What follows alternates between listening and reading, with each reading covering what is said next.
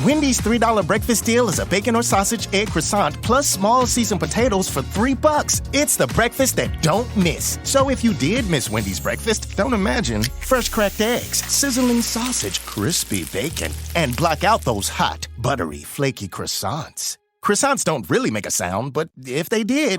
For a breakfast that don't miss, Wendy's is that breakfast. Choose wisely. Choose Wendy's $3 breakfast deal. Limited time only at participating U.S. Wendy's. Select a request $3 breakfast deal to obtain discount. Not valid for a la carte or combo orders. Your challenge, if you choose to accept it, is this. Let's go! Let's go! Show up on day one, work out with us for 30 minutes, feel good right away. Yo! Repeat 5 days a week for 3 weeks. We're Body, and we call that a body block. Take the 4th week off, and then start again. Choose a new body block each month.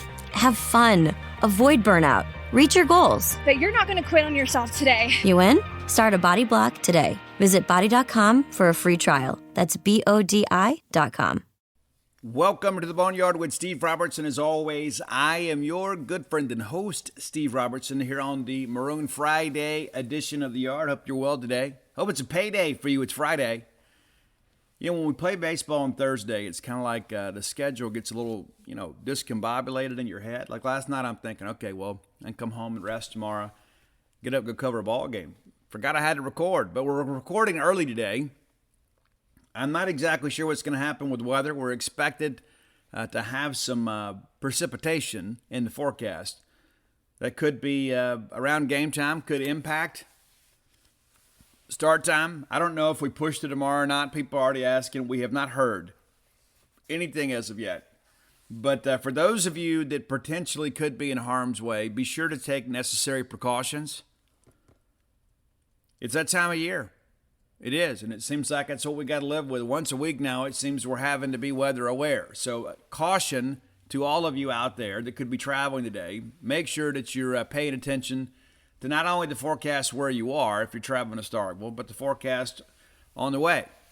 Don't want to see anybody get hurt. We've had a lot of loss of life in our state in the last couple of weeks as a result of these weather events. We'd like to avoid that if at all possible. And again, not much to say about that today because we don't know yet what's going to happen. So a lot of people are asking. We don't know. We just don't know. And we didn't have Coach Chris Simonis last night in postgame as he was ejected. More on that later. Coach does get the one freebie, so there's no appeal process, and we do expect him to be back in the dugout for the next ball game. But an interesting night at Duty Noble Field. Bulldogs come up short, a 6-4 loss. We're going to fully recap the game. And I got some things to say, too. And I'm going to go ahead and preface this now by telling you I will say some things during our recap that may be a bit controversial. And there are going to be some people who say, Steve, you're wrong about this. That is absolutely fine with me. You're welcome to disagree and rest in your wrongness. But I'm going to go ahead and say that right out of now. The disclaimer, I'm going to say some things that I'm very, very, very serious about, very disturbed about. And we'll just kind of leave it as it is for now. But I'm tired of losing. I did think we brought a good effort last night. We had a chance to win that ball game. One could argue we probably should have won that ball game. But we didn't win that ball game. And I'm tired of losing, just like all the rest of you are. And I can promise you nobody's tired of losing more than Coach Chris Simonis, the staff, and our players. So in no way am I trying to suggest that the loss that we feel is more significant than the one they do. We're not out there every day. We're not the men in the arena. But we all have a shared experience here. And we all love Mississippi State baseball. And we love our players and coaches, even though we don't show it at times. But the reality of it is we need this group to turn it around. And I thought we took a step last night. There are no moral victories when it comes to Mississippi State baseball. We might be willing to accept that sometimes in men's hoops and football, especially in football. But in baseball, there are no moral victories. And so we lost. Did we play well? Yes, at times we did. I thought other times our approach to play was a little bit lacking. But the reality of it is we didn't get enough hits to win the ball game. We didn't score enough runs to win the ball game. I thought we pitched it pretty well. We only used 2 pitchers, so we saved a lot of arms for the rest of the weekend. I think we managed that pretty well, and I want to give Colby Holcomb a big tip of the cap before we even get started. I thought Colby Holcomb was really good last night. And they have found something with him. His first couple of appearances, he was shaky, to say the least. But that kid's a tough kid, and you can just kind of tell in his moxie, this is a guy who wants to compete. And I thought he did it exceptionally well last night, kind of holding the game in place and giving us a chance to come back. We just weren't able to complete it. Let's thank our friends at Bulldog Burger Company. I love Bulldog Burger Company, and you should too. If you don't already, you should go ahead and begin a fabulous love affair with that wonderful restaurant, part of a great group of restaurants here in the Golden Triangle area, part of the Eat With Us group. And matter of fact, I've eaten at the grill like 3 times in the last few days. We'll get to Bulldog Burger Company soon too. Excited to get over there because I know what I'm going to get, right? I know the consistency that I'm going to get when I go to Bulldog Burger Company. That is an undervalued portion of the restaurant experience, is the consistency of knowing exactly what to expect service-wise, food quality-wise, atmosphere-wise. You're going to get it all. It's a total package at Bulldog Burger Company. 3 great locations to serve you: University Drive here in Star Vegas, Gloucester Street there in Tupelo, and Lake Harbor Drive in the Ridge and Flowwood area. Reminder, April 7th, for those of you in Tupelo, they're going to have their first ever live music event. Is Hannah and Carly, local artists from the Tupelo area, will be performing from 6 to 9. Cathead Vodka sponsoring the event. Go by and have some of that. They're really excited about you guys coming out, and plan to have future music events in the future. I love live music. I do. I plan to go enjoy some tomorrow evening down in Jackson.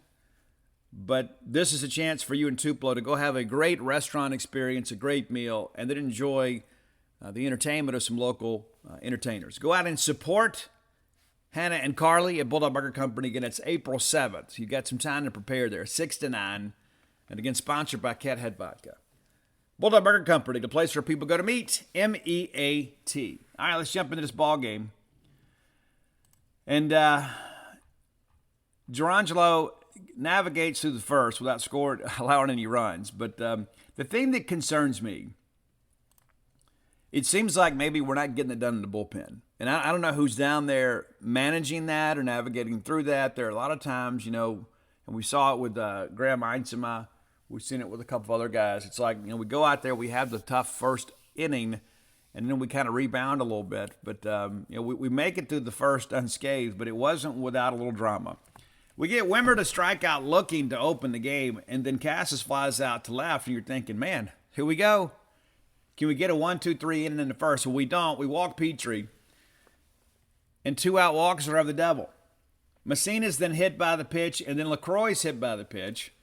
And now the bases are loaded. You're thinking, is this really happening again? Are we about to give up a grand slam or a base knock in the gap, and 2-3 runs going to score, and we're going to be chasing the game again? But that's not what happens. Give the kid credit. He bounces back and get Braswell to strike out looking, and Braswell was a tough out all night. Really good job here.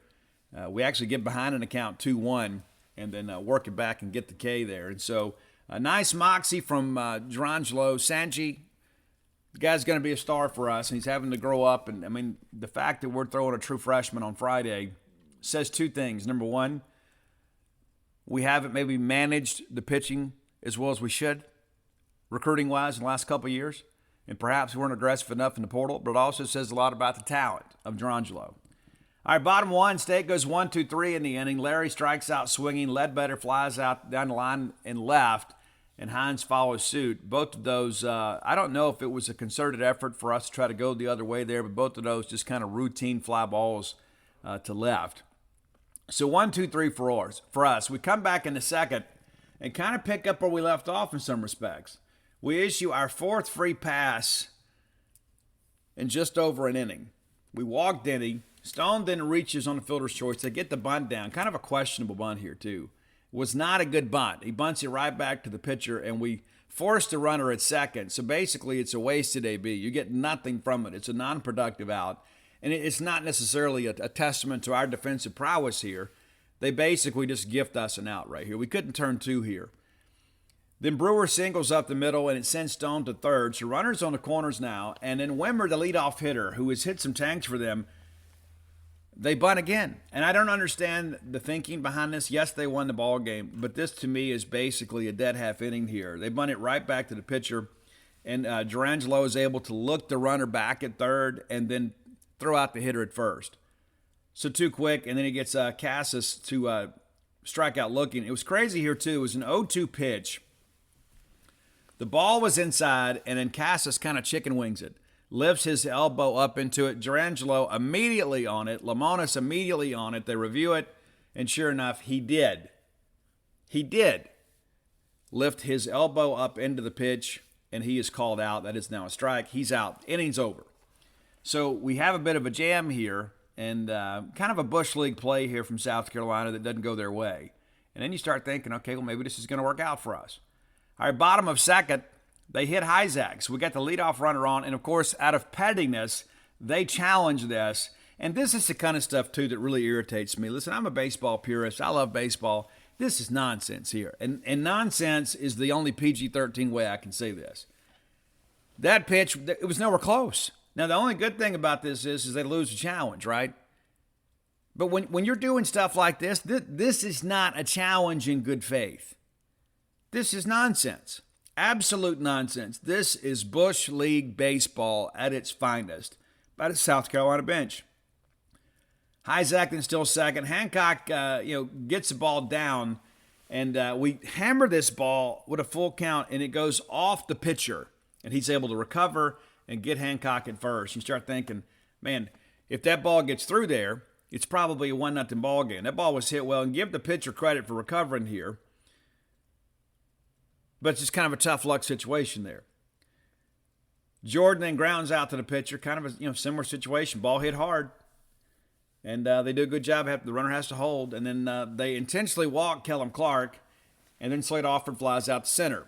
So a missed opportunity here. You get the leadoff runner on. You get him into scoring position. And we're not able to do anything with it. And in a ball game like this, where runs come at a premium, that matters. Top of third, Durangelo clearly settling in here. He strikes out the side. And this is 3-4-5. This isn't 7-8-9. He gets the heart of the order. 3 Ks, swinging, looking, swinging, and then all of a sudden you think, hey, we've got traffic on the bases, and all of a sudden our starter's settling in. Maybe we got a shot here. We get some evidence that, hey, the Bulldogs are here to play here in the bottom of third. Forsythe grounds out to second. Larry strikes out looking, and the next thing you know, we spark a little 2-out rally here. Ledbetter hammers a single into right field, and then still second. And then Hines hammers the ball back up the middle. Ledbetter comes around and scores. It is a 1-0 ball game. And then Hyzak grounds to third, and they force a runner at second. But Bulldogs up 1-0 after 3 innings of play. You know one run's not going to win the ball game. I mean, especially with an offense like South Carolina, and now leading the nation with 68 home runs. But at this point, you feel like, hey, we're in this thing. We need some good things to happen. We needed a clean inning here in the fourth, and we don't get one. We don't get one. Braswell doubles down the right field line.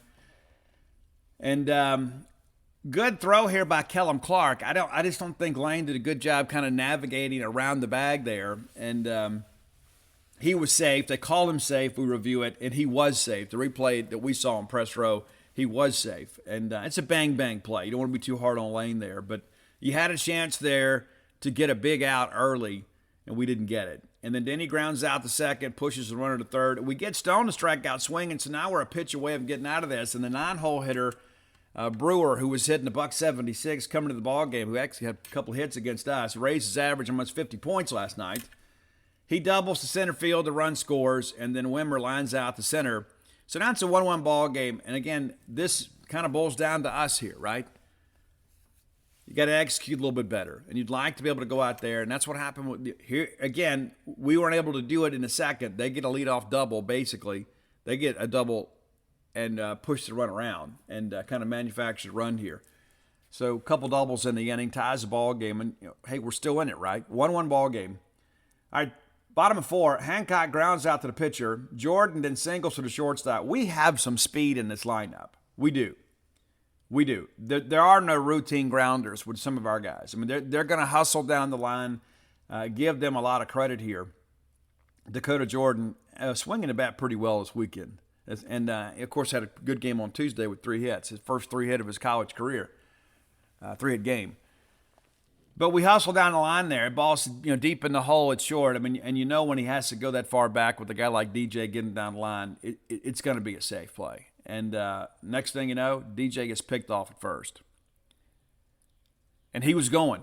I mean, he was going, as a former catcher, I can tell you just reading his body language, he gets another half-step lead, and he's leaning towards the bag at second. A good catcher is going to notice that and signal to the pitcher.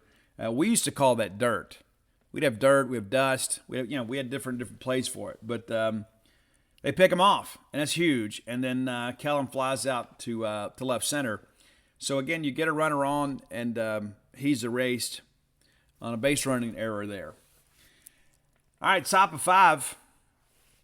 Casas flies out to center, and then Petrie on a full count hits a home run to left field.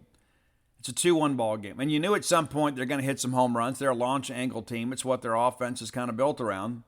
So you're trying to keep them in the ballpark, and I thought we did a good job early kind of pitching backwards and spotting the changeup early and not letting them hunt the fastball. We did a good job. I thought the pitch calling was good. And, again, I don't know what the pitch calling was, and neither do you. I just know this, that if he's pitching what was called, we did a good job kind of keeping them off balance. Well, they finally time one up here, and that's what happens. A couple times through the order, they get a chance to look at your stuff. You become a little bit predictable. Messina then singles to left. LaCroix strikes out swinging. Messina takes second on a steal. And then Braswell again. Got a good night. Doubles again down the right field line. The run scores. Now it's a 3-1 ball game. Braswell goes to third on a wild pitch, and then Denny strikes out looking. So, good offensive inning for South Carolina, but it's still a ball game. Bottom of 5, State comes right back here. They bring in Hicks, and Slade offered singles to left field, and really turned on this one. And Slade is a guy that's had some real challenges at the plate, made another error in the field last night. And we stacked the order with some right-handed pitchers. And I wanted to ask last night Chris Simonis about the analytics, about why we elected to we have all these left-handers, and we elected to kind of stack the order with some right-handers. And in some respects, it worked. And good for Slate, right? And we'll have more on him later in the show. Forsythe then gets a sac bunt now, and I certainly agree with playing for one here. Good job for us. And Larry then grounds out to third. And so with 2 outs, Ledbetter, first pitch, absolute tank job. I think it was a laser over the field, and Slate scores. And then Hines singles to right center, and then Hyzak strikes out swinging. Good job for us putting the ball in play here against a pretty talented reliever, and the game is now tied. And now you start thinking, hey, we're going to do this. We need a clean inning here, and we get one for the most part. Immediately Holcomb comes in and we walk Stone, but it was a competitive at bat. But you get ahead 1-2, you can't lose that guy. You can't. Of course, and here's what happens. A lot of times walks for us turn into doubles. Stone's still second. But we're able to respond here and get Brewer to strike out swinging. Leadoff hitter Wimmer flies out to right. Runner tags and takes third, and then Casas grounds out to short. And at this point, I'll be honest with you, I thought, hey, we're going to be okay. We're going to be okay. We've kind of navigated through the storm here. Gerangelo's going to have a no decision. However, the game is tied, and we've got Holcomb, who has kind of found something here as of late. We're going to be in a ball game. We come out immediately, and it's a double to right field for Luke. And it's a 2-2 count, and Luke works at full, so you kind of got to come to him. You don't want to walk the guy. He doubles to right. And again, DJ, infield single. When you got that kind of athleticism, nothing's a routine play, right? Because what happens is you speed the defenders up. They've all seen the scouting reports. They've seen film. They know that that's a big old boy. Get down the line there. DJ Jordan's going to be a great player for us. I'm a huge fan of Dakota Jordan. I'm glad that he is getting some opportunities and responding here. And then the ball gets loose there, and they're reluctant to cover third. I mean, it's like, we think it only happens to us, right? Well, there's a defensive lapse here by South Carolina. Luke takes full advantage and goes to third. So you got runners at first and third here, nobody out. And we have the momentum. The crowd is alive. We're hearing maroon and white chants. We hadn't heard a lot of those this year at Duty Noble Field. And it feels like we're about to take the lead. And then DJ, hey, Bulldog fans, if you were drafting a team, whether it be a college football program, your NFL franchise, a fantasy football or baseball draft, wouldn't it be great if you got all your top picks? That'd be amazing. Well, you can do just that when you run your own business. And if you're looking for people out there to come work for you, you can put a fantasy team together, thanks to our friends at Indeed. Indeed is a hiring platform where you can attract, interview, and hire all in one place. Don't waste hours of your precious time looking for candidates on multiple job sites. Find top talent with Indeed's suite of powerful hiring tools like matching, assessments, and virtual interviews. How cool is that? Technology is wonderful. You hate waiting? I do. Indeed's U.S. data shows that over 80% of Indeed employers find quality candidates whose resume on Indeed matches their job description the moment they sponsor a job. How cool is that? I run my own business too, and I can tell you this. It's nice to be able to work with Indeed and be sure that you can get people that match exactly what you want. And here's the thing too, you can even invite candidates to apply for your job. You can reach out to them through the Indeed system, and people that you reach out through on the Instant Match are 3 times more likely to apply for your job than candidates who are just kind of, browsing through there. You can be aggressive on Indeed. And here's what you need to know. They understand you're a growing business and you have to make every dollar count. That's why with Indeed, you only pay for quality applications that match your must-have job requirements. Visit Indeed.com/boneyard to stop hiring right now. Just go to Indeed.com/boneyard. Go ahead and find your fantasy draft. Indeed.com/boneyard. Some terms and conditions apply. Cost per application pricing not available for everybody, but you need to hire. You need Indeed. Is thrown out, and the throw is offline. Good job by the middle infielder there of being able to tag him as he comes through. And everybody's like, well, if he slides head first, I mean, you don't know that. You don't think it that way. Yeah, if he slides head first, he makes it. He does. But if the throw is on the bag, he probably makes it anyway. Bad throw from Messina, but good job by the middle infielder to recover and make a play there. And then Kellen Clark strikes out swinging. So all of a sudden we go from a promising situation here with runners on the corners and nobody out, and then Alford pops up to second. We get nothing out of it. You're hoping here with Kellum at the plate, even a double play ball scores a run, and you're up 4-3. Routine fly ball to right field, you're up 4-3. Of course, you'd like to think in more grander terms. A 3-run bomb here. Hey, we're probably celebrating today. But the reality of it is, this sequence, I think, in the bottom of 6, proved to be a turning point in the ball game. We had all the juice and momentum. The stolen base, the caught stealing there from Dakota Jordan, and I don't know if that's a sight read of his own. I don't know if we called it. But the reality of it is that proved to be a momentum killer for us. Not being critical of DJ, but that play, that sequence changed a lot because he's out and then Clark strikes out swinging. So now all of a sudden you've got this runner at third and you've got to get the benefit of a base hit to get him home, whereas 2 pitches before, just about any way of putting the ball in play, you're going to score him, with the exception of maybe a pop-up on the infield. So this is, to me, one of the defining sequences of this ball game. All right, top of 7. This is when the controversy came, and we're going to talk at length about this top of 7. So buckle up. All right, so Petrie singles up the middle, and it's a 1-2 count here. We catch too much of the plate here. He goes to second on a wild pitch. Again, it's almost like, it's a double almost every time. All right, and so then on a 1-2 count, Colby Holcomb throws strike 3. The crowd goes nuts. The dugout goes nuts. The replay shows that it was a strike. The very next pitch, Messina hits a home run to left. Lemonis loses it. He is ejected. South Carolina's dugout goes crazy. It's like we're playing at a USSSA game. A little Bush League with those guys. But Lemonis is gone. Now, and what's funny, too, about this, before we get into that too much, Lemonis can't win with some of you guys. Now, I understand we're 0-7 in the Southeastern Conference, so criticism is warranted, period. However, some would say, all Chris does is sit on a bucket, which isn't true. And some people take some shots about his weight, and we need Fat Lemonis back. That is so unbelievably tacky. I mean, come on. And then Chris goes out there and gets ejected. Oh, well, why is he doing that? He don't want to stay and watch this anymore. Yeah, hey, you don't want to watch. If you're one of those self-loathing Mississippi State fans, you don't have to watch.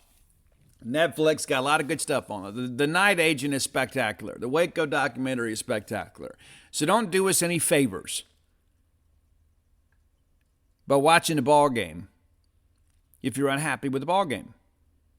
If you're not willing to support this team and this program and this university, then go watch Netflix. Don't subject yourself to this misery and make everybody else around you miserable. I was glad to see some fire for the coach. I was furious. You were furious. And if you weren't furious, then that's a problem. And Lemonis goes out there and fights for his kids and fights for his pitcher and fights for his team, and he gets ejected. Quite frankly, I was glad to see it. And I'm sure we'll get a letter from the league. We're sorry. You know, when they screw up your dry cleaning, we're sorry. It doesn't change anything. But I thought it was an important moment. Now, here's another thing that I'll tell you, too. And we're going to take some time with this before we finish the top of 7 here. And I don't know if we have any players that listen to my show. I don't know. I know many of the parents do. I know that you guys do. But let me tell you this. I love Mississippi State baseball. I got an M over S tattoo on my left hand. I got a national championship tattoo on my right thigh. I love Mississippi State baseball. Maybe you love it as much as I do. I don't know that anybody in the history of Mississippi State has covered college baseball the way that I do and the way that we do on our website. We cover every game home or away. We give you unprecedented coverage because not only do you love it, and we love covering it for you. I love the tradition of Mississippi State baseball. I love our history. I can tell you some of the most significant names in Mississippi State baseball history many of you have never heard of. And so we are a proud program. We are a proud people,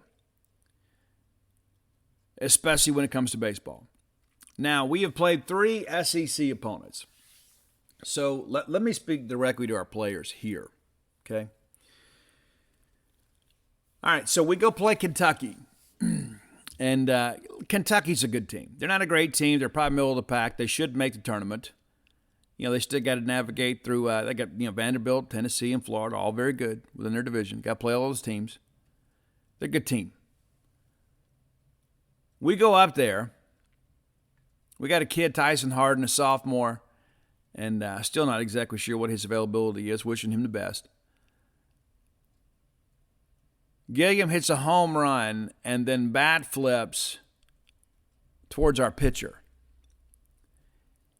And then Austin Strickland runs over there and punks our dugout. Now, when you're getting beat on the way we were, maybe you don't do or say anything. But what's happened is it appears that we have established a precedent that you can come punk Mississippi State baseball. It's not enough to beat us, right? I mean, losing is part of competition. I understand, hey, that's how baseball is, right? Some days you win, some days you don't. We've lost a lot more days than we wanted to here as of late. But Kentucky punks us. They do. Now, Parker Sinnett, not exactly sure what he said. Don't know if he may be getting credit for something he didn't even do. I don't know. Parker Sinnett was later ejected. Whoever said it, I appreciate you standing up for our tradition and our baseball program and our fans. But it wasn't enough.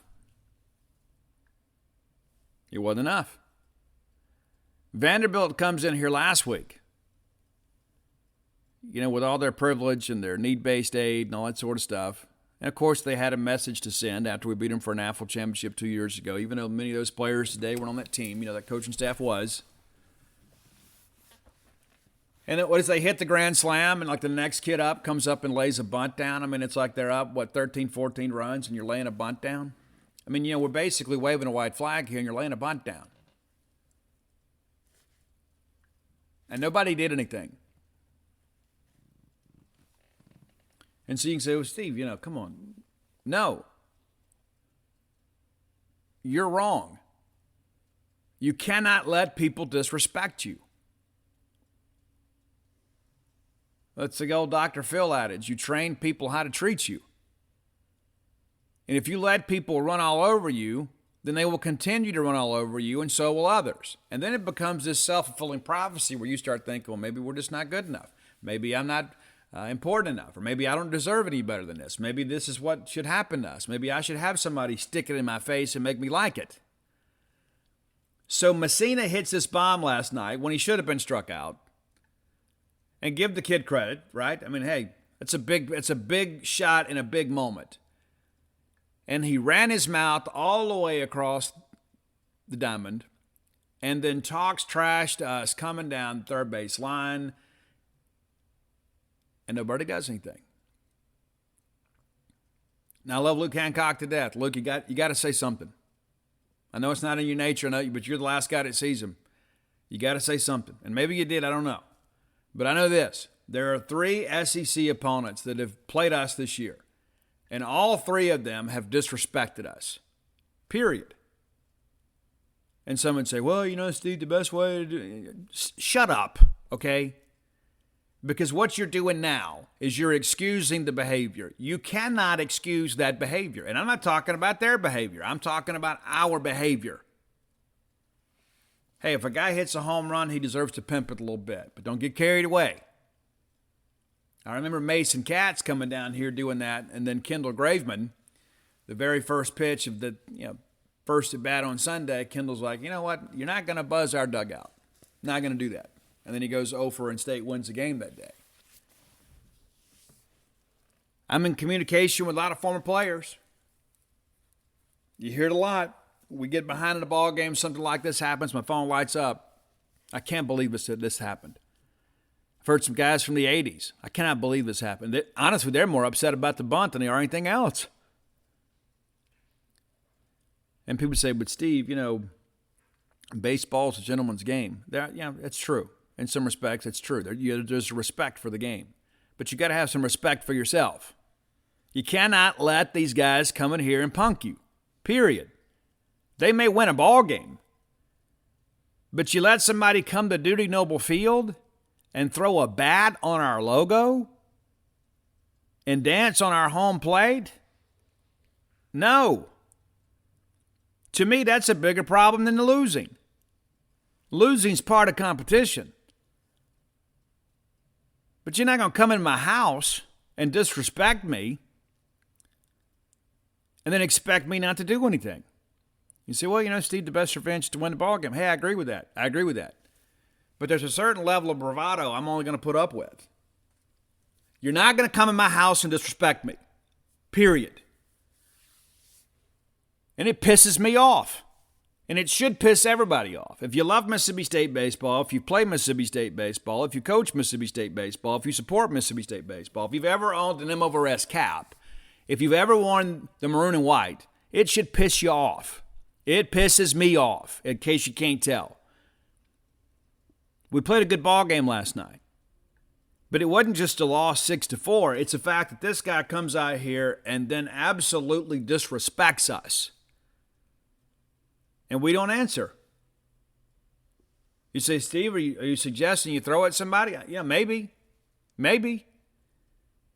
But I expect somebody to stand up, and not just for themselves, but for all of us. And for everybody that came before us, for our forefathers, for the stark villains of old. You stand up for William Jennings. You stand up for Buddy Meyer. You stand up for Willie Mitchell. You stand up for Mike Kelly. You stand up for Bruce Castoria. You stand up for Paul Merrill and Clark and Thigpen and Brantley and Pete Young and Jody Hurst. You stand up for Adam Frazier. You stand up for Hunter Renfroe. This is bigger than you. This is bigger than one play. This is bigger than one game.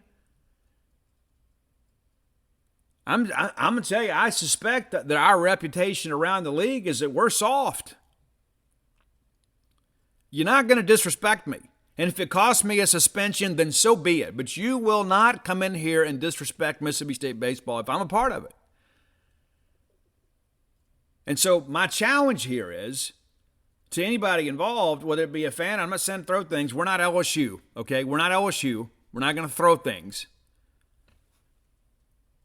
We got to be vocal. And I'm going to tell you, there's only so much I can do. I'm a upper middle-aged, meager scribe out here. But I got a platform, and I'm going to tell you, this pisses me off. And maybe you don't like my language today, and that's fine. I'm keeping it PG-13. I can promise you I feel rated X and NC-17 in my heart. This kind of stuff absolutely gets under my skin. Period. Well, as well, if you don't want him to dance, don't play the music. If you don't want him to buzz your dugout, don't give him a home run. And listen, Colby kind of gave in here and a frustration, threw a ball center cut, and we paid for it. And Messina's a good player. He's a good hitter. But it's not this one incident. It's the fact that every SEC opponent that we played has absolutely killed us, with the exception of last night, right? But it's bigger than that. It's bigger than this season. It's bigger than a game. People are disrespecting Mississippi State baseball. And the people that are caretakers of this program cannot stand for it, period. We're all just fans. We get on Twitter or whatever. We get on our podcast. We get on Facebook, and we can say things, whatever, and it doesn't mean anything. But when somebody comes up there and disrespects you in your house, you have an obligation to answer, period. Period. Let's get back to our ball game here. So after Lamonis is ejected, Colby strikes out LaCroix, and then we get a ground ball to third, and Slate throws the ball away. Denny then flies out to center. Broswell goes to second on a throw-in, and we try to pick him off. I think we got rattled a little bit here. That guy's not going anywhere. You want to keep him close. But, we've kind of aggravated our circumstances here. Then we walk back-to-back hitters, and space is loaded, and you think, hey, we're done here. But no, we get Wimber, the leadoff hitter, to strike out. So we get out of the deal. Bottom of 7. It's a 5-3 ball game. And, again, we have a chance right here. Lane rips a double to left. One hops the wall on a full count. I told Namath, I said, man, if we can get Forsythe on here, I think we're going to tie the game here. I think we've got a little juice here. And Forsythe absolutely rocks this ball. It's a double off the wall. It's a runner in scoring position. And again, we go back, it's been how many times, like even the Hyzak situation earlier. You get a guy in scoring position with nobody out, you got to find a way to get him around. We don't. Just like in that situation, runners on the corners, nobody out, we don't score. Same situation here. Leadoff runner gets a second. Larry grounds out to third. The runner can't advance. Ledbetter then pops up to second baseman. Hines strikes out looking, and that's 1, 2, 3 in your order right there. Those are the guys you got to count on. So we threaten here, and we don't get anything out of it. Top of 8. And Colby appeared to be fading a little bit late in the 7th. We bring him back out here in the 8th, and I thought he did a really good job here. You get Cassis, and again, this is 2, 3, 4. You get Cassis to strike out looking. Petrie to strike out swinging. Then Messina, he of the controversial home run, is walked and still second. And then LaCroix flies out to center field. So even though we had the 2-out walk, which is of the devil, we're able to navigate around that and kind of keep the game where it was. Bottom of 8. And this is, you got to make hay when the sun is shining right. And your pitcher's hanging you in the ball game. You got to reward him, right? Hyzak strikes out swinging on a ball. A high changeup was in his eyes. Hancock grounds to first. They throw to the pitcher. He covers. And then DJ grounds out to short. All right, top of 9. And Colby goes back out there. A lot of people question the decision. I didn't think we had anybody up. I would have had somebody up. We get Broswell to strike out swinging, and he was a tough out all night. Give the kid some credit. Denny then walks. Stone walks. And right now I'm thinking, why don't we have – because anybody out there, you're not going to burn them for the weekend, right? Unless we go into extra innings, you're going to have to do it anyway. Brewer then singles to right field. The run scores. And at this point, I would have lifted him. Probably would have lifted him after that second walk. Wimmer strikes out swinging, and then Cassis strikes out swinging. And good job for Colby. I mean, Colby threw almost as many pitches as Gerangelo did. But he was definitely on fumes right here. Definitely was on fumes. And, again, give him credit for gutting through it and us not having to expend a little more energy with another arm. We only used 2 arms last night. That's significant. It is significant. All right. Bottom of 9. We mount a bit of a rally here. Kellum Clark singles to the right side, and you're thinking, hey, we got a chance. And then Slade Alford with one of the best at-bats of the year, without question. This is a kid that's really struggled. Guys, it's a 1-1 count. It goes to 2-1. And then we foul off a pitch. And then we foul off a pitch. And then we foul off a pitch. And then we foul off a pitch. And then he throws the ball low. And a good eye here. The ball was low. I know the South Carolina dugout wanted the call here, but I give Slade a lot of credit. It's probably too close to take. But it's a ball. And we fouled off and fouled off. And what's interesting, too, and he was behind it. He was. Austin was doing a good job not letting Offer get the bat head out in front. But if you watch, it's like Slade starts timing him up. First, he's fouling the ball into the screen over the dugout, right? The next thing you know, it's down by the berm. And then it's off the wall, almost there by the Atkerson Plaza. And then what do you know? He rips the ball into right center. And so great at bat by Slate there, and they pinch run for him. And when he came back, the dugout mobbed him. I mean, it's like, that's a kid that's fighting for his team right there. And listen, that's a guy, too. He could have just said, you know what, this ain't going to work out for me. I'm going to hit the portal. He could have done that. But he showed last night that he still got some fight left in him. And it's a talented guy. We need to get him going. We do.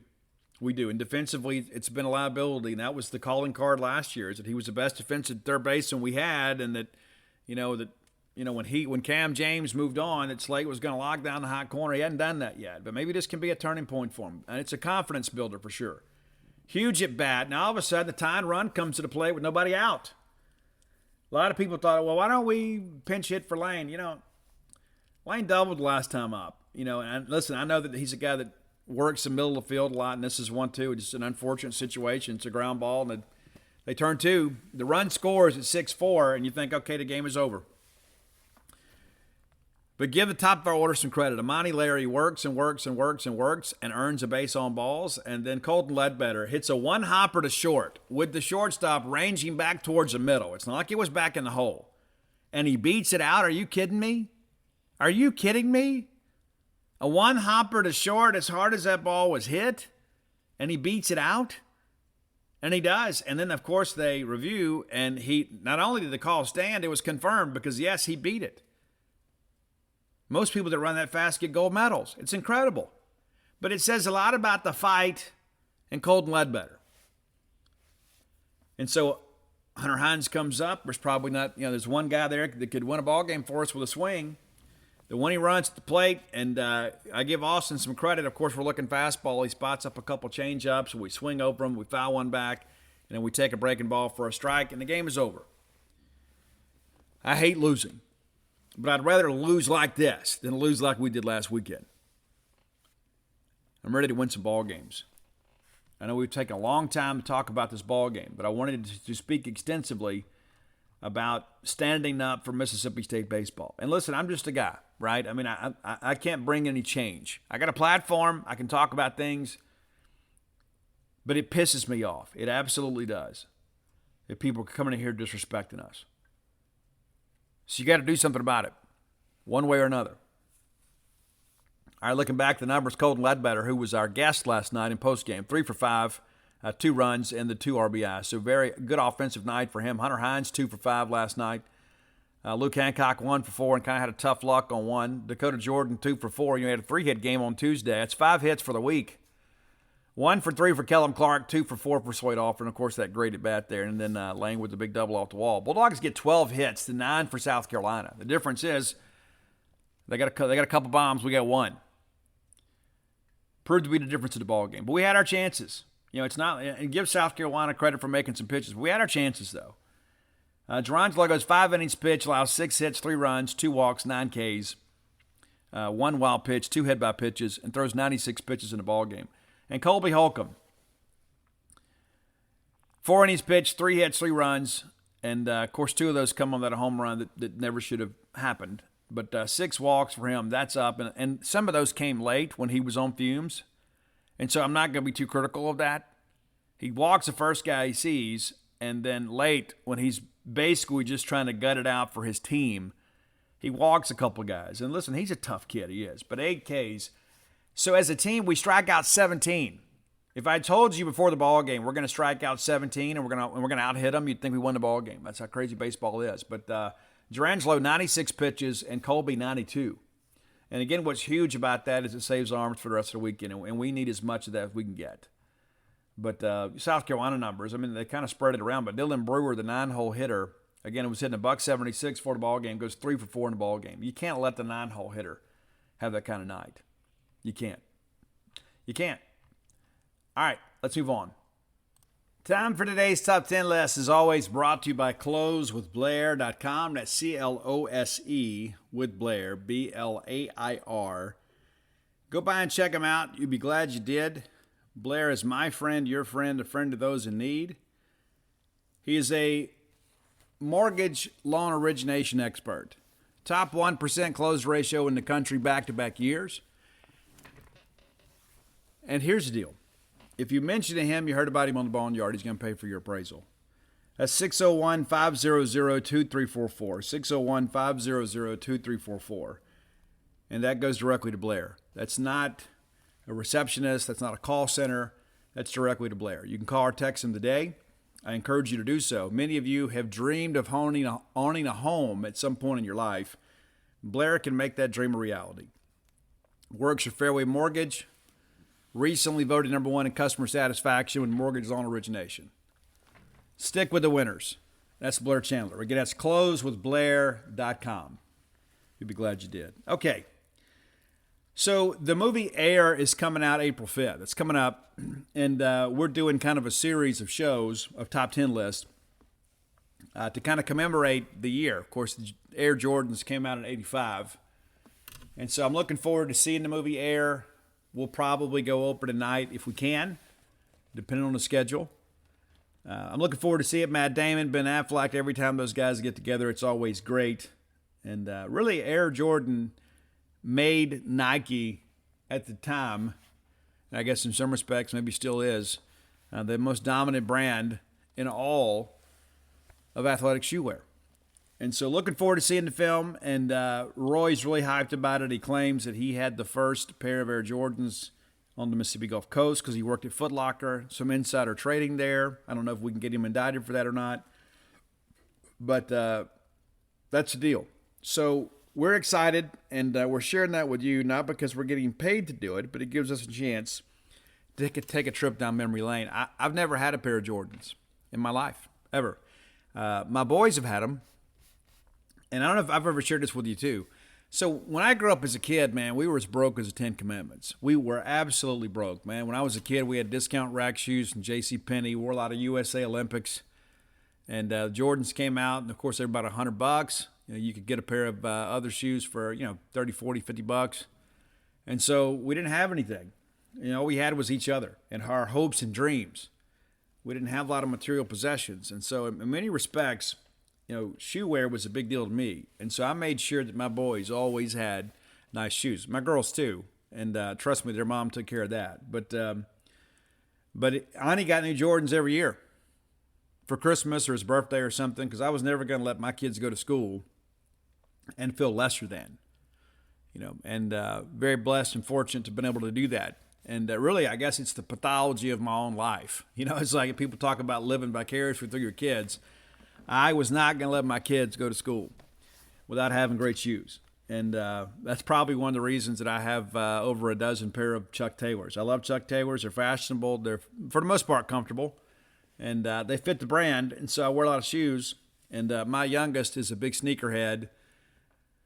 Told you guys before, I think it was on Wednesday show, he has a ton of Air Force Ones and just got some custom-made shoes. And so I think we've got that accomplished, right? I think we have. And happy, to say the least, to ensure that we got good shoes around here. All right, hopefully you got good shoes too. And so because of the fact that Jordan's debuted in 85, we're taking a trip down memory lane, and we're talking about the great music of 1985. We're going to do rap on Monday, and rap was becoming a force in the mid-'80s. Today we're doing pop music. And many of you feel like that you're a bit of an aficionado with 80s music. I can assure you, I can probably go head-to-head with each of you. Like Mike Nemeth will try to quiz me every once in a while. Like last night, My Future's So Bright, I Gotta Wear Shades comes on. Who sings this? That's Tim Book 3, right? And he's like, I don't understand how you know all this stuff. Is this from the time that you were a DJ? Well, I'm from the MTV generation. That's what we did, man. We sat around all day and watched music videos. It was cool. It was fun. You couldn't wait to see new stuff. And the mid-'80s was a high point in American music. And so our top, we pull up the top 100 singles of 85, and things were different back then in many respects. But there was so much musical influence in fashion and popular culture more so than there is today. It's one of the greatest times in American history. And so we're going to do our top 10 pop singles. Now, there are some great songs that didn't make the list. And I want to share this with you too. I picked, Wham's Make It Big album was out. They had 3 top 25 singles off that album, so we didn't go with that. And no Duran Duran, because that album actually came out in '84. It was just still a big deal. And Madonna, of course, was huge at the time too. But Cyndi Lauper, people like that. The Eurythmics, Bryan Adams was huge at the time. Heaven was a big song, but we didn't use any of those. And Born in the USA actually came out in '84 as well. And so a lot of good tracks. And so these are my top 10 top pop singles from 1985. Number 10, and I probably should have put this song higher, to be quite honest with you. I loved the song, and I remember when they used to play the video countdown. I can't remember what channel it was on. And this song was number 1 for a while. But it's Tears for Fears, Shout. It's a protest song, and it's still relevant today. These are the things I can do without. So come on, I'm talking to you. So come on. Tears for Fears, Shout. It was covered by Disturbed, too. They did a great job with it. All right, number 9, off the Big Bam Boom album, it's Hall & Oates. And Hall & Oates really kind of ushered themselves into a new heyday in the mid-'80s. They had some big hits early, of course, with Private Eyes and things of that nature. But it's a great song, Out of Touch. Number 9, Out of Touch from Hall & Oates. Number 8, and I'm happy to say I had all these albums on cassette. Probably still have them somewhere. Number 8, it's Chaka Khan. I Feel For You. Great song. I Think I Love You. Number 7, and this was probably the biggest video at the time. I want to say it probably won some of the earlier VMA awards. I know what number 1 was that year for Video of the Year. It kind of swept. But it's Dire Straits' Money for Nothing. Now, I will tell you this about this song. It's difficult to judge people in the past through the lens of today. But in this song, there is a bit of a gay slur there. And I don't know if you'd even call it a bit. It is very much a gay slur there. And we played it at Duty Noble Field, and they bleeped that part of it out. But so, full disclosure, Dire Straits' Money for Nothing, number 7. Number 6, Madonna was probably the most dominant female vocalist in the world at this time. And the song Like a Virgin was actually called the number 2 song that year. It's number 6 on our list because I'm a little more of a rocker. I like people that have guitars, long hair, tattoos, things like that. All right, Like a Virgin, number 6. Number 5, this is a song, too, that was kind of a linchpin for change in the band Foreigner. Lou Gramm didn't really like the song. He thought it was too adult contemporary. Foreigner was a band that had some edge to them. When you go back, Cold as Ice and Urgent, there were so many great radio rock songs. But the Agent Provocateur album kind of changed the direction of the band. And Mick Jones, of course, is kind of the leader of the band. This is a song that Mick Jones really wanted recorded. Lou didn't want it recorded, and it ends up being a huge hit for the band. It's I Want to Know What Love Is. And that was in the power ballad era, and this is one that was a little more radio-friendly than some other songs. So huge hit for them, because I want to know what love is, and I want you to show me. All right, number 4. This is a great song, but an even better video, because we didn't know what people could do with animation at the time. It's like nowadays, you can animate a film from the comfort of your own home. But back in those days, I don't know what the budget was for this song, but it's a-ha's Take On Me, number 4. The video is remarkable. I know recently they had like a Snapchat filter where you could kind of recreate the video, and many of you did. Maybe not enough of you did, but a great song. And my friends that became the Molly Ringwalds used to do a really good rendition of this. Number 3. It's a collaboration between the driving force behind Genesis and probably the biggest voice in Earth, Wind & Fire. And many of you would have this song a little bit lower in your countdown, and I would disagree with that. But it's Easy Lover from Phil Collins and Philip Bailey. And so last night, I think it was Philip Bailey, yes, on Let's Groove. And I asked Mike Nemeth, ironically, I said, Mike, do you know who that voice is? And Mike doesn't know. Mike's not the music guy that I is. I'm his sponsor. I'm trying to get him there. And you guys may not know this, but they play Joker and the Thief from Wolfmother at Duty Noble Field and at Davis Wade Stadium. And several years ago, when that song was on the radio a lot, Mike liked it and said, "Hey, who sings this?" And so I told him. And so I've always told him, it's Wolfmother. And every time it comes on, I say, this is Mike's song. And last year, because I love Mike, I bought Mike a Wolfmother shirt and gave it to him on press row. It was a big moment. And he wore it to a game. I wish he'd wear it more often. So Wolfmother, probably the only guy in Starkville, Mississippi that has a Wolfmother shirt is Mike Nemeth. But again, Phil Collins, Easy Lover. Number 2, this is the number 1 single of 85. It's number 2 on my list because I don't really like to end with ballads. And plus there's a little nostalgia with number 1 for me. But it's Careless Whisper from Wham. And Seether does an incredible rendition of this. I love Seether's version of this. But I had Wham's Make It Big album. I admit that, even though I was a rocker. And I think George Michael, it's like you think about this today, the grief that George Michael went through. And some of it's self-inflicted. I mean, it is. But when Andrew Ridgeley and George Michael were becoming international superstars, there's all these questions about their sexuality. And nowadays, you couldn't ask those questions. And it wasn't our business then. It's not our business now. What other people do with their lives is their business. But George Michael, obviously a very handsome guy, very talented guy, and wore a lot of pastels and things like that and had the flowing hair. And people were like, hey, I think he's gay. Okay, so what? It's his business, or it was. God rest his soul. But an extremely talented guy. But Careless Whisper, one of those amazing songs that, has just simply lasted. It stands up today.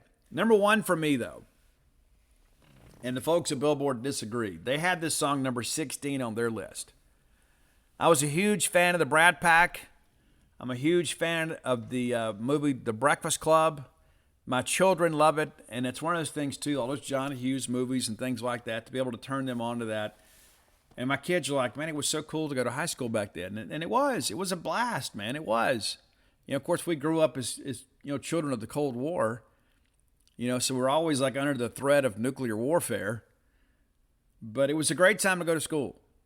It was. And I think most people look back at their teenage years and say, man, we had the best of times. I truly believe we did. I think we did have the best of times back then. But, the best years of my life are now. I love my life today. And I wouldn't go back. I wouldn't. I mean, there's some bands I'd like to go back and see. If I could get a time machine to go back and just go to a show. But I wouldn't want to go back and, have to deal with all of the polo shirt, acid wash jean, Dexter, no socks, element of all of that. There was so much of that. A lot of hair product back then. A lot of bad cologne, But number 1 for me is Simple Minds, Don't You Forget About Me. It's a great track, man. I love it. Of course, that's the ending that they played the credits of Breakfast Club to that. But to me, that song in many respects kind of typifies the mid-'80s in pop music. And so that's number 1 on my list, Simple Minds, Don't You Forget About Me. So again, we'll be back and we'll conclude our 85 series. I don't know. Maybe we do something country. I don't know. I don't know. I don't know. We'll see. But 85, we're going to come back and do some rap and R&B. Because, again, rap music was becoming a force in American music in the mid-'80s. I don't know that people fully appreciate that. I mean, rap was really kind of an evolving art form. It really began in the early 80s and really kind of found its foothold in the mid-'80s. You had great bands like Run DMC. Of course, Curtis Blow was great. Marley Marl. All of it was great. But nevertheless, things were changing in music. But pop music, of course, I don't know there's ever been a stretch where we had as many, international superstars in American pop music than we did in the mid-'80s. If you have ideas for the top 10 list, reach out, let us know. The best way to do that is to find me or Roy or both of us on social media. Roy is on Twitter at Dogmatic67. That's DAWGMATIC 67. I would encourage you to follow Roy because all he ever shares is Mississippi State content in our list. He doesn't post pictures of his food or his cats or his car, things like that. I mean, he's not this narcissist that so many people have become in this age of social media. But also, too, it makes it easier for you to keep up with the list. And you can find him on Spotify also at Dogmatic67. Your good friend and host is available on all forms of social media at Scout Steve R. And if you're not following me on Twitter, I kind of question what you're doing with your life, because nobody's putting more Mississippi State content out there than us, and we make most of that free. So be sure and check us out at genespage.com. All right, next segment of the show brought to you by Campus Bookmart, a Starkvillian institution. I was there earlier this week. Bought my wife an 85 white jersey. She loves college baseball. She loves Mississippi State baseball. A while back, having a conversation with another lady, and she was like, Danny, you know a lot about baseball. Who's your favorite MLB team? She says, Mississippi State. And that's what matters, Diamond Dog baseball. It's all about the M over S. But I went in there and picked her up a white jersey, and looking forward to give it to her. I told her about it yesterday. She'll be home next week for a few days, and so I'm sure she'll wear that as soon as she gets here.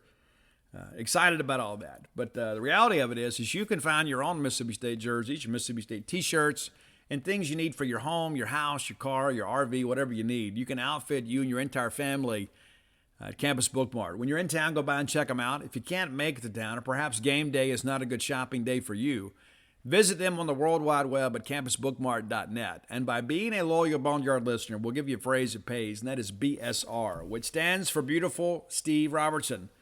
And that gets you free shipping on all orders over $75. Any order less than $75, incomplete.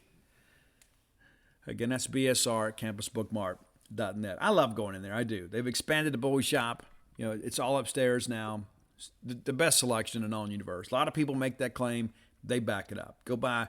And I promise you, when you go in there, you better bring your credit card or your checkbook, because you're going to find a lot of Mississippi State merchandise you like. Not a better place to find Mississippi State merch than Campus Bookmart. All right, let's take a look around the league. There was only one other game last night, LSU and Tennessee, and what a game it proved to be. That game, we got a chance to see the ending of it, and pretty crazy. The biggest crowd in Alex Box Stadium history.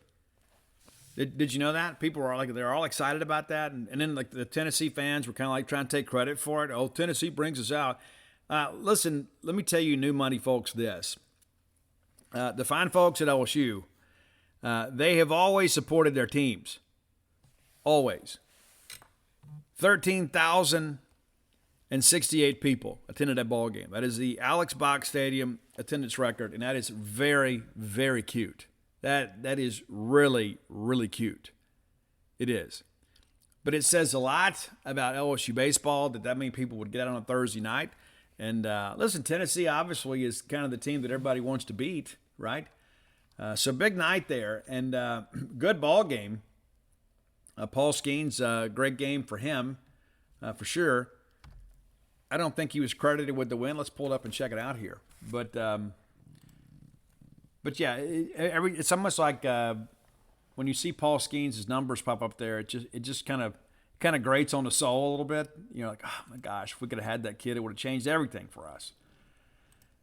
And that's the truth in many respects, but gives you a chance. But looking at this ball game here, it was scoreless forever and a day. Finally, in the fifth inning, Tennessee breaks through and scores a run. It makes it a 1-0 ball game. And then LSU immediately answers. And looking at this top of five here, back-to-back singles to open this thing up, and they get a sac fly and then a strikeout. And so with 2 outs in the inning, Scott comes through and singles up the middle, and the run scores. So 2-out hit there, 3 hits in the inning, 3 singles. And that comes from the 9-hole hitter. I guess maybe it was 9-hole hitter night. Tennessee takes a 1-0 lead. LSU responds immediately. Thompson with a double down the line and left. They get a K, and then Scavin Dugas, 2-run shot there, puts them ahead 2-1, and they eventually chase Dollander there in the inning. So it's a 2-1 game, and you're thinking, okay, man, LSU's going to cruise, right? No. LSU gives up the lead in the 8th as Tennessee scratches across just 1 run there. And then, of course, Skeens gets a no decision in this. Ackenhausen comes in and gets up a 1-out single to Ahuna. He is the former Kansas shortstop that allegedly is involved in that tampering investigation that involves Tennessee that led to Tony Vitello being suspended for a game. And they end up having to pull Ackenhausen, bring in Edwards, and he's greeted with a single, stolen base here, and the next thing you know, Tennessee's rolling, right? Tennessee's rolling because Ahuna comes in and scores. And it's crazy, too. They bring in Ackenhausen, and he gives up the single, and then it's a pass ball and then a wild pitch. And so he goes to third, and then that single scores him. And it's like, oh, well, this is it, right? No, that's not it. You can't beat the voodoo down at LSU, man. You got to have, you got to have a big lead to have a chance. Because LSU comes right back in the eighth. Right back in the eighth, man. And it's crazy. There's 2 outs in the inning. Cruz flies out, wide grounds out. Like, okay, well, this is it. No. Then Cade Beloso reaches on a fielding error. Extends the inning. Kling gets a single. Then they hit Pearson with the pitch. There's 2 outs. You're pitch away from getting out of it. And then Jordan Thompson doubles to right center. And 3 runs come around and score. And again, all this happens while 2 are out. And we think it just happens to us, right? It doesn't just happen to us. It happens more frequently to us, but it doesn't just happen to us. And then that's it. LSU's able to close it out there in the ninth. So exciting ball game. And number 1 LSU obviously beats Tennessee. And Tennessee already with 4 SEC losses, 3-4, 20-7 overall. LSU advances 23-3, 5-2 in the Southeastern Conference. Of course, they lose the Friday game to Arkansas last week, and then they lose game 1. So Skeens, back-to-back weeks, doesn't earn a victory despite the fact that he pitched exceptionally well.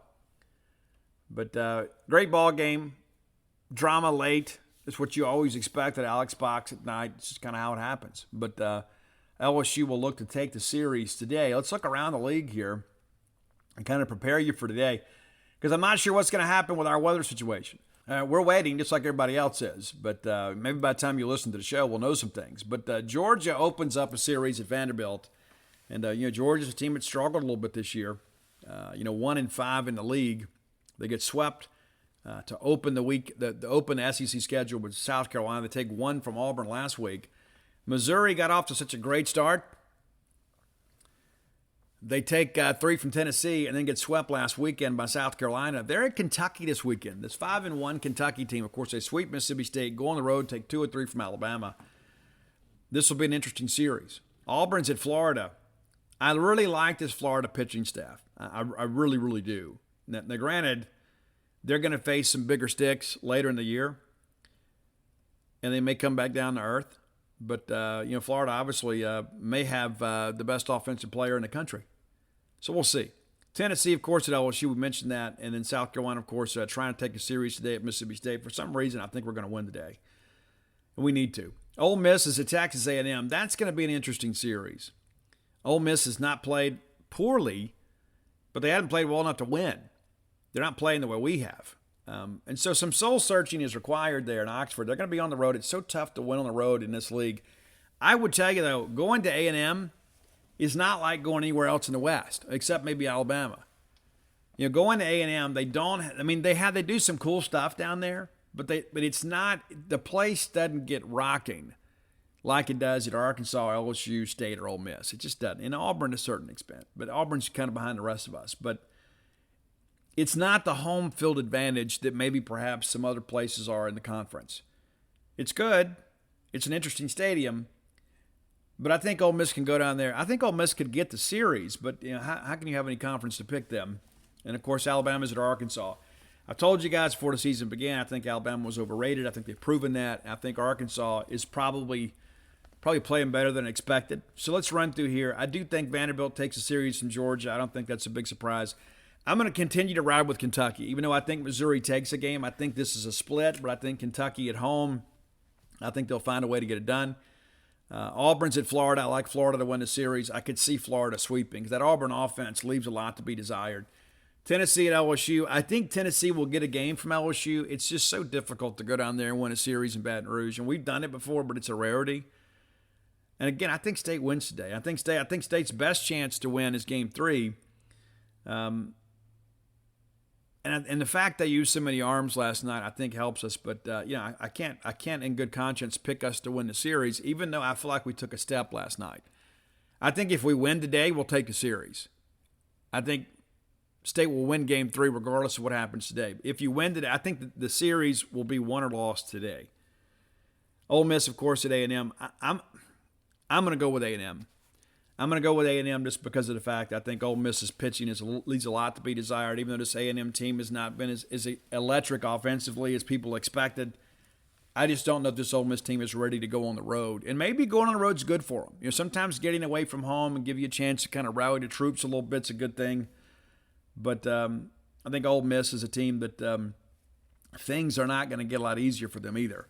Now, once they get through the first half of the schedule, it eases up a lot. But you begin to ask yourself, what kind of shape are you going to be in? So, Mike Bianco always seems to find a way in May to kind of get this thing rolling, and I suspect that'll be the case this year. And real quickly, let's take a look at that too.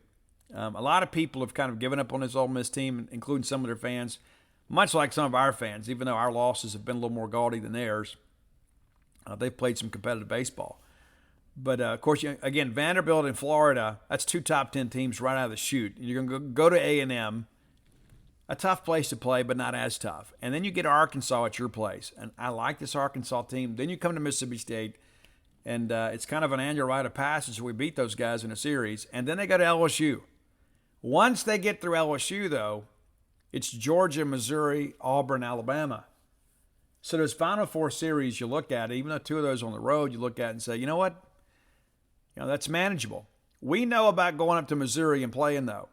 That's not just an easy proposition. And going to Alabama, Bohannon, of course, those guys are probably fighting to get in the tournament, so Ole Miss will get their shot. But once they get through LSU, the schedule really eases up for Ole Miss. And so, again, don't be surprised when you look up in the month of May and that Ole Miss is kind of climbing in the standings a little bit. Don't be. Again, Calvin Harris has got – they got some guys that can swing it for sure. Alabama's at Arkansas. I like Arkansas to take the series. I won't be the least bit surprised if Arkansas sweeps. It's so tough to play at Baum. It just is. It is, I would venture to say, one of the best home field advantages in all of college sports. It really is. And Duty Noble's up there too, as is Alex Box. And give Ole Miss some credit too, even though at times they kind of sit on their hands up there. But the folks at Arkansas, they really jumpstart their team. When they need a big hit, they don't just sit back and wait for something to happen. And so I have a lot of respect for Arkansas fans. They support baseball. They love baseball like we do. And it is simply a matter of time before Dave Van Horn in Arkansas wins an national championship at Arkansas. And now that we've won one, I'm kind of okay with them winning one, right? We needed to win one first. But Arkansas, they have become, I would say basically since 16, they have been a team every year that's truly in contention. 16, we swept them here at Duty Noble Field to clinch the SEC championship. But since that time, they have been exceptional, absolutely exceptional. So that's where things stand this weekend schedule. And again, weather may play a factor and all this stuff. Looking at the standings real quick here. Of course, South Carolina is now first because of the benefit of playing last night. But South Carolina and Vanderbilt both undefeated in conference play, the only 2 teams that can make that claim. Kentucky just behind them and Florida both 5-1. And then Missouri's 3-3, Tennessee 3-4, Georgia 1-5. If you had Tennessee 6th in the East, 2.5 weekends in, you have won college baseball bingo. LSU 5-2 leads the West. Arkansas's 4-2, and then behind that, everybody's a losing record. Alabama's 2-4, Auburn's 2-4, A&M 1-5, Ole Miss 0-6, State 0-7, and so the West right now kind of taking it on the chin. And so we'll see how things progress here as things kind of move forward. But it's still in the West anybody's ball game for second. I think LSU will absolutely handle things down the stretch here, because especially they're so tough in their own ballpark. They really are. But that's your SEC weekend preview. We'll come back on Monday and kind of recap the weekend. Looking forward to it. That's one benefit of us playing on Thursday is the fact that we can sit home on Sunday and watch college baseball. Many of you have some honeydew stuff to do. My honey is away for a few more days, so I've got some buffer time, right? I ain't got much to do anyway. But the reality of it is I'm looking forward to enjoying some college baseball this weekend. I hope that you guys are as well. And hopefully we can find a way to win a ball game or two, right? Again, I truly believe whoever wins today wins the series, and that's easy to say. If South Carolina wins, they've already won one. But I believe we're going to win Game 3, regardless of what happens today. But I don't know if we play today. We may end up playing 2 tomorrow, which may be a good thing. You guys know Chris Lemonis, we've been 7 doubleheaders in the Chris Lemonis era. We have swept 5 of them and split 2 of them. We have not lost a doubleheader in the Chris Lemonis era at Mississippi State. All right, final segment of the show, brought to you by Portico. I told you guys before, if I was moving to Starkville, I would move to Portico. I'm out here in the sticks. I like it out here in the sticks. There are sometimes, though, the thought of having to drive to town to go get something to eat just feels like it's a bridge too far, right? If you lived at Portico, you'd be 1.1 miles away from Mississippi State. You'd be right there around all the action, but again, far enough away where you can have a little bit of a privacy, right? So you turn off 82 on the 12, like going to campus, the very first right is Pat Station Road. You go to the four-way stop. There's Portico right there on your right. You can start with a 2-bedroom, 2-bath home, go all the way up to a 4-bedroom, 4-bath home. And really anything in between, if you need a custom build, they can accommodate you. Give our friend Brooks Bryan a call. It's 601-416-8075. Again, it's 601-416-8075. And listen, if you're thinking of moving to Starkville and you've got a real estate agent, kind of mention to them, hey, we'd like to check out the opportunities at Portico. They can help you with that. And Phase 1's completely sold out. Phase 2 under development now. Many of those homes are sold, but there are some available, and there's some lots that you can pick out and have a say in your housing plans. That's a super cool thing, too. Everybody deserves to do that at least once. Maybe you can partner up with Blair Chandler and Brooks Bryan, get the killer bees working for you to give you your ballgame weekend retreat or perhaps your primary residence here in Starkville. We'd love to have you as our neighbor. We would. Give Brooks a call again, 601-416-8075, and make Portico your next move. All right, I'm going to spend the last few minutes here, and before I do that, let me just tell you, if you hadn't bought my sports books, go to dogpilethebook.com. You can get them. That's DAWGPILE, thebook.com. Stark Villains basically sold out now. You have to buy them in stores. I guess there's a handful still with the publisher. That's it. The last case went out last week. Alpha Dog's not far behind it. Probably just a couple cases of that left. And a lot of people have come to town and bought books. And so we're seeing bookstores locally kind of having to replenish. And so it's kind of drained the stock. I don't know when we put those books back in print, but it won't be this year. So if you need them, you need to get them to complete your collection. And, of course, Flim Flam's available, Dogpile's available. I would submit that every Mississippi State fan needs Dogpile. Every Mississippi State fan, even if you don't read, just to have it like on your bookshelf or whatever, your coffee table or whatever. You need to have that to kind of commemorate that. There's going to come a time in your life and say, you know what, I want to go back and relive that national championship. And every interview that I did that season, I kept. And I used them and quoted them in the books. So it wasn't like a revisionist deal, right? I kind of kept that, did the work as the season went on. But I want to take some time here in our last few minutes together. And I want to talk about, kind of what needs to happen. A lot of people out there for screaming for a coaching change. I don't think that I'm there, okay? And I think Chris Lemonis, people ask me, Steve, do you think Lemonis can turn it around? I do. I do think he can turn it around. I think it's interesting this week that Aaron Nixon came out and made some comments about Scott Foxhall unprompted. And Aaron Nixon is a first-year player here. We're sitting there interviewing him after the game on Tuesday. We decided to pick him. We get a chance to request of media relations who we want to interview. And a lot of times it's the captain. Like if we lose a ball game, we usually get one player. And that's kind of our decision, right? I mean, we're not idiots. I mean, we understand. They're ready to go. You guys are not going to read the coverage extensively when we lose. So we don't want to waste everybody's time. When we win, we get two players. And we hadn't had Dakota Jordan. And we hadn't had Aaron Nixon. Of course, he's been on the shelf. But I asked a question, and then Stefan Krasnick from the Ledger asked a question. And then it's kind of unprompted. Nixon decided to, throw a bone out there about Scott Foxhall. We love him being our coach. He's our guy. He talks about how much he's helped him. And then last night, of course, we speak with Colt Ledbetter, and you can watch the video of the interview. genespage.com for free. And also you can see Jay Gotro's comments for free. And Jay Gotro, of course, sat in pinch hit for Lemonis last night. But Ledbetter talks about, fighting for their coach. We all see what's happened with this losing streak. We do.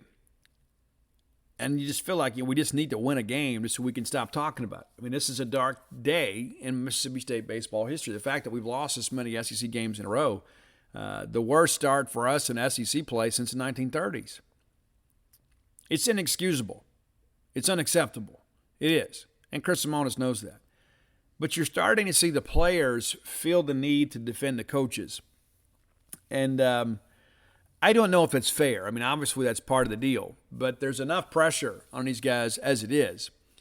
And so my hope is, we can kind of get away from that. They just need to relax and focus on playing baseball and not think they're out here having to defend them. Listen, I appreciate the comments. I do. And I guess, again, Ledbetter was specifically asked about it. But it's interesting to me. It is. Now, some things have to change. And I can't put my finger on everything that it is. But we are a fan base that just will not tolerate losing in baseball. We just won't. And there are a lot of things that we do that I think are not necessarily indicative of winning baseball. And I don't just mean on the field. It's just like I'm not going to get too specific with this yet. Maybe I will next week. We'll see how things go. But there are a lot of things that we do. There are some times that I think we focus on things that aren't as important as maybe we think they are. Now, I love the lounge, and I love all the attendance records. I think it's great. But nothing is more important than the team. Nothing is more important than the program in our tradition. And the reason we have the big crowds is because we have a good program. We have tradition. We're not having a good season, but we have a great program. One of the best programs in history of college baseball. Top 15. I think I had us 12 when I did the rankings. We're a great program. You finally win an AFL championship. I mean, that's the only thing that was missing. But I want another one. I'm not going to be satisfied with being Georgia and it's 1-1. I want another one. But the focus should always be on what's best for the team. And there are sometimes, too, that's not the case. And, I see some of these photo galleries at times, too. And, we got, pictures of – we got more pictures at times of and maybe that's not a fair characterization. But we have a bunch of pictures of everybody hanging out in a lounge. And, everybody's, pork shoulder or whatever. And, everybody's holding up drinks and having a good time. And I'm not saying we shouldn't have some of that stuff. But not at the expense of the team. When I was a kid, and in some respects in my heart I still am, and when I was a kid, those guys were my heroes. And I think, a lot of that had to do with because of the fact they could do things that I couldn't do. And the fact that we identified as Mississippi State fans. They were our guys. These are still our guys. They're not performing to our expectations, but they're our guys. And so my hope is maybe we can direct some of our energy. And there are some people that are already, their minds are made up. And I get it. I understand it. How can anybody defend losing 18 SEC games in a row? You can't. You can't. You think at some point you just get lucky, right? We didn't. Again, last night I thought we took a step. I thought we competed. But we need to win a ball game. And so my request of you is let's put our support behind the team. Let's put a little bit of a pause. I know some of you are not going to listen, and that's fine. It's America. It's a free country. Let's redirect our energy a little bit and support our team because they need you. And a lot of our fans, obviously tag players when they're upset, and the reason, and I've said before, it comes from a good place. The execution is horrible, but it's the love of the program. And the love of the program is the driving force behind the frustration. We love Mississippi State baseball. We love getting excited about life. We enjoy having a good time. But at the end of the day, we don't just show up and have a barbecue here for no reason. It's because we love Mississippi State baseball. Nothing matters more than a team. And I think sometimes we lose focus of that. And there are a lot of people out there that are basketball fans first, or even basketball fans second, baseball fans third. And they're like, I don't understand why we can't get the support for men's basketball. Well, it's coming, okay? It will never be on the same level as baseball. And a lot of that's because baseball at Dudy Noble Field is such a social event. They're friends you only see at Dudy Noble. And you love them and you love hanging out with them. But one of the main reasons why is because we expect to win. And we're not winning. And there's only so much love that we can give, right? I mean, it's, how many times you think about in life when you've had something going on, well, we're going to throw our thoughts and prayers behind this cause, and it may make you feel a little bit better, but it doesn't change a whole lot. Not that I don't believe in prayer, I do. We don't always get what we want, like the great Garth Brooks song, unanswered prayers. I've lived that life. When you think you want something so bad and this is all you want, and you ask God to give it to you and you don't, and you find out later He had a better plan for you, right? And karma is a real thing, for sure. And I think, when we sow good seeds, we get good seeds in the harvest, or we get good crops in the harvest. And I think this is one of those situations where we as a fan base, I can't even say that we're disjointed right now. I think there's just this collective frustration for everybody. And we start turning on each other, and I'm guilty of this too. Right? There are people that say things I don't agree with, or, the thing that always bothers me is when people get personal. You can have as bad a baseball take as you want. You can have as hot a take as you want that perhaps doesn't align with how I see things. And that doesn't mean that we can't be friends. We can just disagree. That's okay too. But at the end of the day, what matters most is Mississippi State baseball. This is a collective experience that we're having. And again, there's some people, I'm done. Then be done. Be done. Don't say you're done and then come back and then make everybody else miserable because you're miserable. And I understand that misery, again, comes from the fact that you love Mississippi State baseball. And we need to win a ball game. I mean, even if for no other reason, just so we can stop talking about the streak, right? I mean, you start thinking, what are the chances of us making Hoover? Well, when you look at the bottom of the West right now, you realize there's still a golden opportunity for us to make Hoover. What are the chances of us making the NCAA tournament? Pretty slim, right? Barring a great run. Not to mention we still have LSU and Arkansas left to play. There's a lot of teams left that are going to be playing for national championships that we're going to have to play along the way. They're going to be better than us. But you just feel like if we could just get a W, it would not only be great for the team, it'd be great for the fan base. And it's like, of course, then the fans kind of come back and rally around the team. Okay, boys, let's start a run here. And so that's my hope, is that we can pick up a win or two this weekend and kind of give us a chance to reset a little bit. Because again, you look at the fact that A&M is 1-5, Georgia's 1-5, Ole Miss is 0-6. Only two teams miss Hoover. Now, the fact that we're having to talk about just making Hoover is a problem. 2 years removed from a national championship, would anybody ever thought in a million years that we'd be sweating this thing out just hoping to make it to Hoover and probably having to go over there needing to win the SEC tournament to make the tournament field? You would never have imagined that in a million years, but here we are. My hope is that we can kind of unite behind the team. And that's really all I'm saying here is that, and I'm not saying you got to be overly positive. I'm just saying let's not be overly negative. What you and I do or say, it really doesn't impact the outcome of the ball games. But, it does impact, our social media communities. It does impact, I think, some other people out there that perhaps are maybe on the fence about coming to a ball game. I think, we had 13,000 people last Saturday come watch us lose to Vanderbilt. One of the biggest crowds in Dudy Noble history.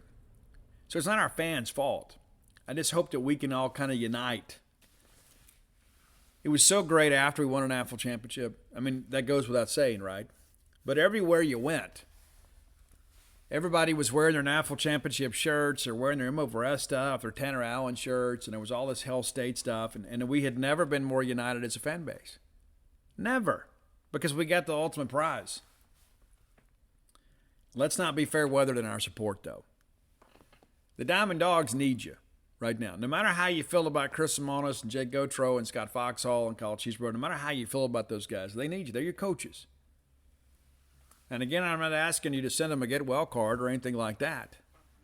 But let's put a little bit of a pause on some of the vitriol. And I know in the middle of a ball game, it's like, oh my gosh, I cannot believe this is happening to us, Mississippi State. But let's try to be positive. And again, I understand You and I are not there pitching and catching or batting or anything like that.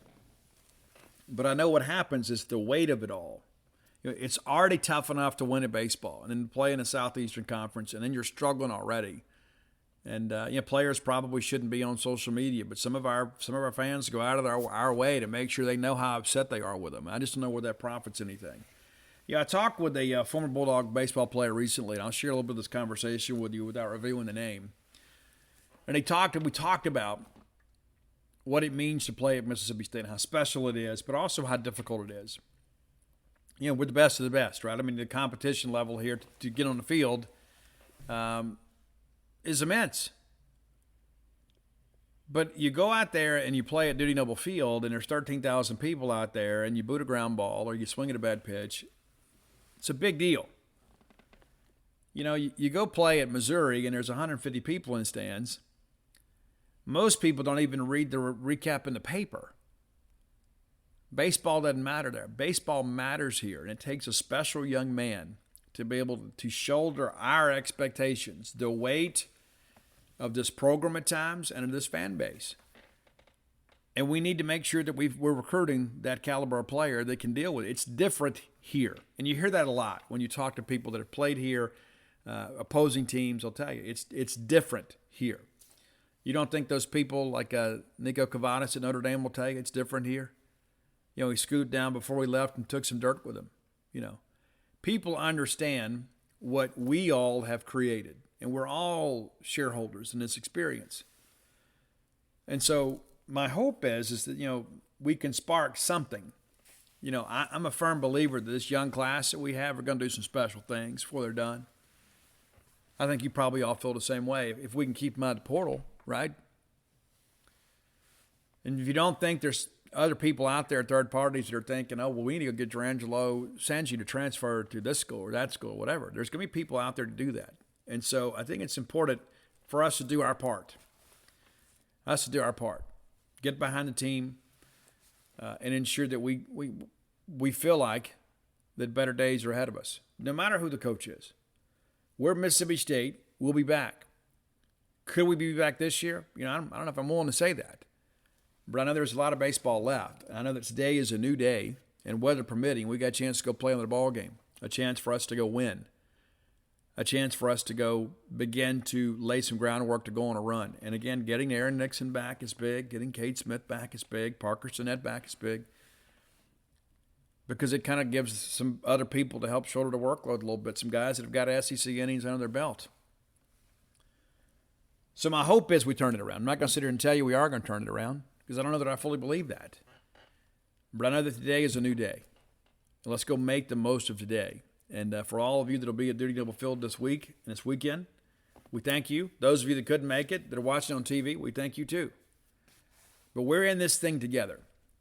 Win, lose, good, bad, or indifferent, we're in this thing together.